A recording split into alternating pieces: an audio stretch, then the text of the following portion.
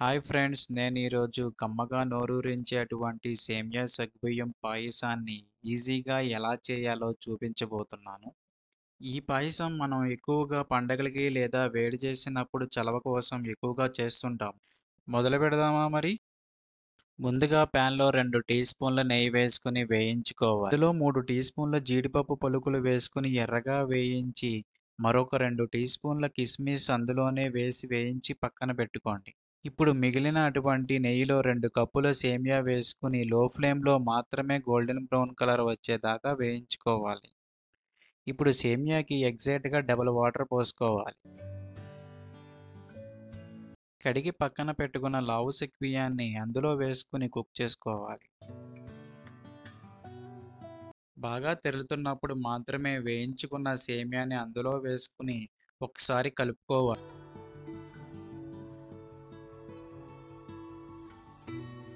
సేమియా సగ్గుబియ్యం అనేది బాగా ఉడికేంత వరకు లో ఫ్లేమ్లో పెట్టి ఉడికించుకోవాలి. ఇలా మధ్య మధ్యలో కలుపుతూ బాగా ఉడికించాలి.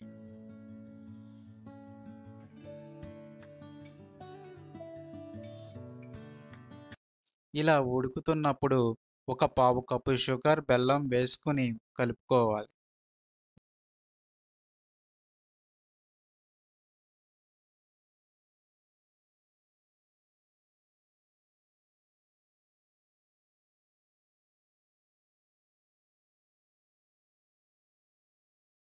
కలుపుతూ సగ్గుబియ్యం సేమియా బాగా సాఫ్ట్గా వచ్చేంత వరకు కుక్ చేసుకుని దింపేసుకోండి.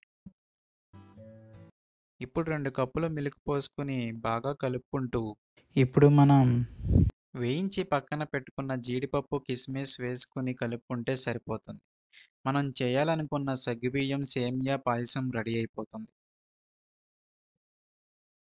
మన ఛానల్ని ఎవరైతే సబ్స్క్రైబ్ చేసుకోలేదో దయచేసి సబ్స్క్రైబ్ చేసుకోండి. మీకు ఈ వీడియో నచ్చినట్లయితే లైక్, షేర్ అండ్ కామెంట్ చేయండి.